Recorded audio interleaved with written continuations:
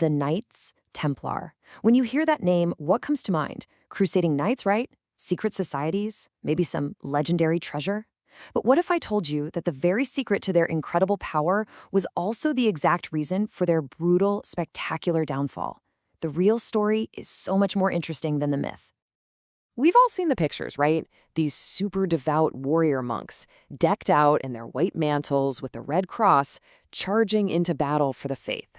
It's a heck of a brand, I'll give them that. A legend that has lasted for centuries. But that image, it's really just the cover of the book. The truth is, the Templars were a complete hybrid. They were shaped way less by what was happening back in Europe and way more by the harsh realities and the really sophisticated cultures they ran into out in the East. So let's start with a little reality check on that whole Templar myth. When the European Crusaders first got to the Middle East, they pretty quickly figured out that their entire playbook for war, for life, for everything was basically useless. I mean, they were in a totally new world. They were facing enemies they didn't understand in a climate they weren't ready for. Just sticking to the old ways, that was a one-way ticket to getting wiped out. And the Templars, well, they got this faster than anyone. They had a really simple choice, adapt or that. So how exactly did they adapt? Well, it all started on the battlefield. And their greatest teachers, believe it or not, were their greatest enemies. This was a whole new art of war. Okay, picture this. You've got this wall of super heavily armored knights on these massive war horses, right? They're all about the big, dramatic frontal charge. Looks impressive, for sure, but it was totally useless against the Turkish horse archers. These guys were fast, they were agile, they could fire a dozen arrows and just vanish. Trying to fight them with a heavy charge was like trying to punch smoke. It just didn't work. So what did the Templars do? Well, they went with the old saying, if you can't beat 'em, hire 'em. They created these special units called Turcopoliers. These were cavalrymen they recruited locally, often from mixed backgrounds, who fought exactly like their Turkish opponents. They became the Templars' secret weapon, their scouts, their skirmishers, their fast strike force. And this created a truly hybrid army. On one side, you have the Frankish knight, basically a medieval tank, built for one single overwhelming charge. On the other, the Turcopole, light, fast, a master of the ambush. The Templars took these two totally opposite ideas of warfare and fused them into one fighting force. It was, and I'm not exaggerating, a military revolution. And this thinking went way beyond the battlefield. Just look at their castles. Your typical European castle was kind of a sitting duck out there. So what did the Templars do? They copied the brilliant designs they saw in Islamic and Byzantine fortresses, like the amazing Aleppo citadel. They started using concentric walls for defense and depth, bent entrances to stop battering rams in their tracks, and machicolations, which are basically murder holes, to drop all sorts of nasty stuff on anyone trying to get in.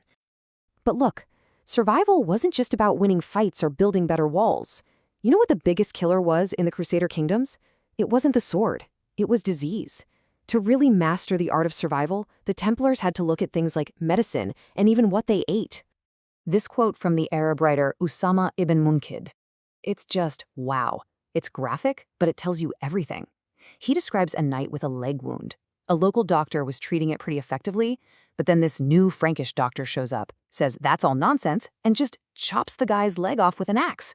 The knight, of course, dies on the spot. It's a brutal story, but it shows you the massive gap between European medicine and what was happening locally. And the Templars saw this firsthand. Back home, medicine was all superstition and dogma, but in the Islamic world, it was a real science, based on observation, on herbs, on hygiene. The Templars weren't stupid. They saw which system actually worked and kept their knights alive, and they adopted it fast. And maybe their biggest life hack was their diet. They basically adopted a Mediterranean and Middle Eastern way of eating. Their rules were strict. Meat only 3 times a week, lots of vegetables, olive oil, and fruit. They even had strict rules about washing your hands before meals. And the result? It was stunning.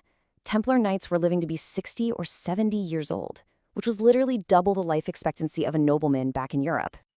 So, they've completely changed their military, their castles, even their health. But the innovation they are most famous for is in finance. And, you guessed it, they didn't just invent modern banking out of nowhere. The system they perfected was pure genius. Okay, imagine you're a pilgrim in the 12th century. You don't want to carry a ton of gold on a dangerous journey, right? So you go to the Templar office in London and deposit your money. They give you a piece of paper with a secret code on it. You travel to Jerusalem, go to the Templar office there, present the note, and boom, you get your cash. It was basically the world's first traveler's check. So where'd they get this amazing idea? From the Hawala system. This was something Islamic merchants had been using for hundreds of years to move money along the Silk Road. It was all based on a huge network of trust.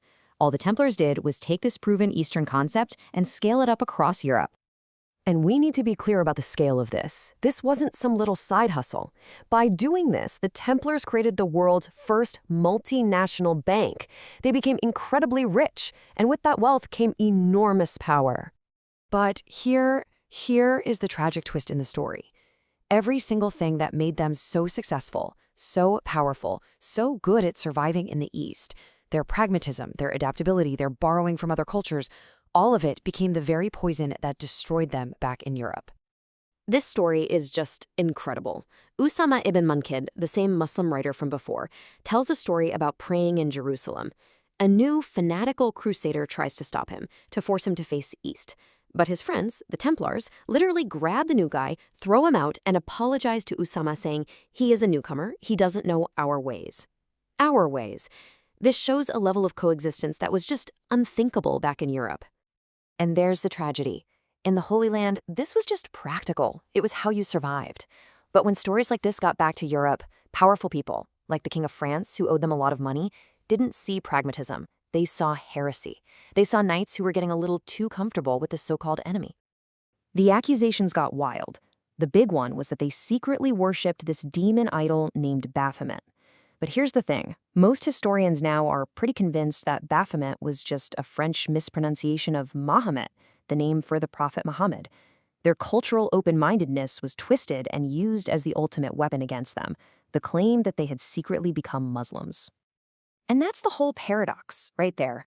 Every single adaptation that made them so effective, the cavalry tactics they learned from the Turks, the architecture and finance they learned from the Islamic world, their practical tolerance, all of it made them look suspicious, alien, and heretical to a Europe that just didn't get it.